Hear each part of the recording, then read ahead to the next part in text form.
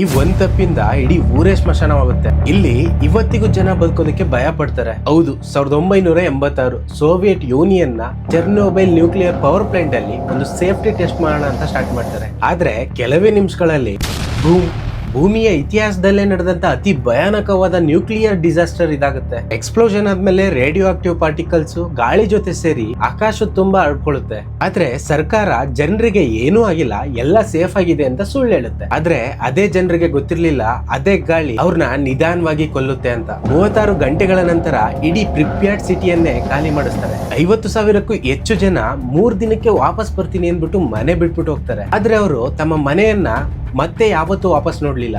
So ಇವತ್ತಿಗೂ ಆ ಸಿಟಿಯನ್ನ ghost city ಅಂತಾನೆ ಕರೀತಾರೆ. ಒಂದು ಚಿಕ್ಕ ತಪ್ಪು ಸಾವಿರಾರು ಜನರ ಜೀವನವನ್ನೇ ಕಳ್ಕೊಳ್ಳಂಗ್ ಮಾಡುತ್ತೆ. ಇದಕ್ಕೋಸ್ಕರ ಚೆರ್ನೋಬೈಲ್ ಇವತ್ತಿಗೂ ಮಾನವನ ಅಹಂಕಾರಕ್ಕೆ ಅತಿ ದೊಡ್ಡ ವಾರ್ನಿಂಗ್ ಆಗಿದೆ. ಇದೇ ತರ ಇಂಟ್ರೆಸ್ಟಿಂಗ್ ಫ್ಯಾಕ್ಟ್ಸ್ ಗಳು ಬೇಕು ಅಂತಂದ್ರೆ ನನ್ನ ಅಕೌಂಟ್ ನ ಈಗಲೇ ಫಾಲೋ ಮಾಡ್ಕೊಳ್ಳಿ.